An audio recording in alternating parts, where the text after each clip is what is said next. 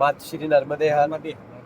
अब पहला चतुर्मास के बाद हम चलते हैं मैया के तट पर। आपका दूसरा चतुर्मास कहाँ हुआ, और जो नर्मदा तट पर सेवा कार्य जो लोग करते हैं उनसे आपका कैसे परिचय हुआ, उनसे मिलन में आपको क्या लगा, उनके बारे में भी हम आपसे चर्चा करेंगे। जी जी। अमरकंटक से मैं चलने के बाद जैसे जैसे आगे बढ़ते गए तो अब रवि महाराज ने मेरी पोस्ट पढ़ी थी नर्मदेहर, तो वो मुझे मार्गदर्शन देते थे और वो भी बड़े सेवाभावी है और अक्सर मुझे कहते थे कि बाबा जी आप मुझे परिक्रमा पथ पे मुझे मिलना है, लेकिन योग हुआ मैया की कृपा से तो ओमकारेश्वर क्षेत्र में बाबा जी से मेरी भेंट हुई और मुझे ओमकारेश्वर क्षेत्र की साथ में हमने परिक्रमा की और वो बाबा जी परिक्रमा वासियों के प्रति और मैया के प्रति अनन्य भक्ति है और वो दूर दूर तक परिक्रमा वासियों की सेवा करने जाते हैं।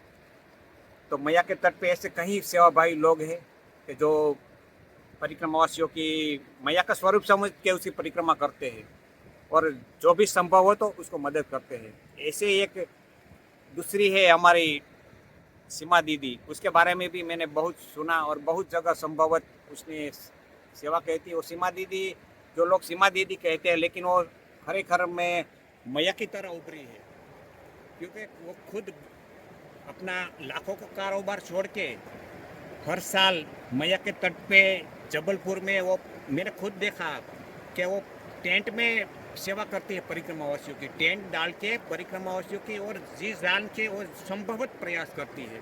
तो मैं सीमा दीदी को प्रणाम करता हूँ, उसकी सेवा के सामने कहीं जगह, एक जगह नहीं, पूरे परिक्रमा पथ पे सीमा दीदी के बारे में लोग बताते हैं। वो छोटे छोटे आश्रम है जहाँ जैसे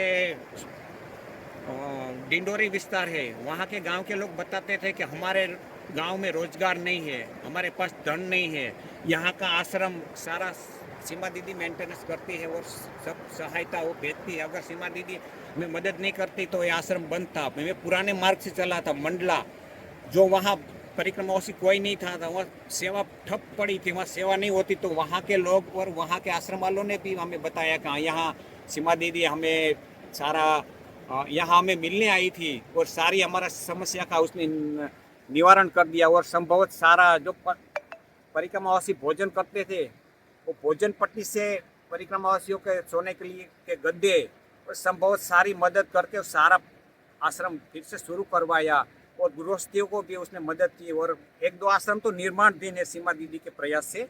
तो मैं ऐसे इस कलयुग में भी अपने लाखों का बिजनेस छोड़ के परिक्रमा वासियों का अपना जीवन ही सीमा दीदी ने जैसे समर्पित कर दिया, तो उसमें कोई सीमा दीदी बात नहीं है। नर्मदा तट पर सेवा करती है, नर्मदा परिक्रमा वासियों के लिए उन्हें पथ प्रदर्शिका भी निकाली है। सीमा दीदी का स्नेह हम पर भी बहुत है। हमें भी सीमा दीदी, जो आप कहते हैं टेंट लगाकर सेवा करती है, वहीं पहली मुलाकात मेरी परिक्रमा में हुई थी।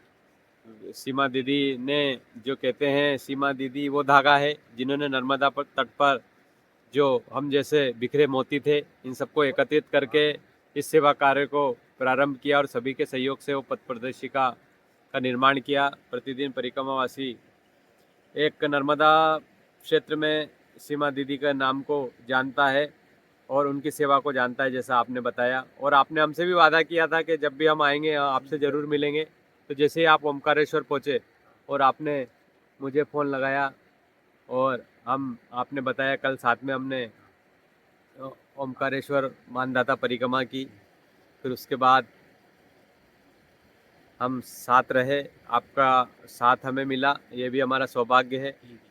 और मैं सीमा दीदी का बात इसलिए करता हूँ कि हजारों लोग सेवा करते हैं, लेकिन वो सब अपने क्षेत्र पे वहीं पे सीमित है ना, सब अपना। लेकिन पूरे नर्मदा क्षेत्र में जहाँ भी जरूरत हो और माँ नर्मदा के परिक्रमा वासी के लिए और माँ नर्मदा के लिए वो खड़ी रहती है। इसलिए मैं कहता हूँ कि उसकी सेवा के सामने दूसरे की सेवा, लेकिन उसकी सेवा जो है वो प्रशंसनीय है, कोई नहीं कर सकता।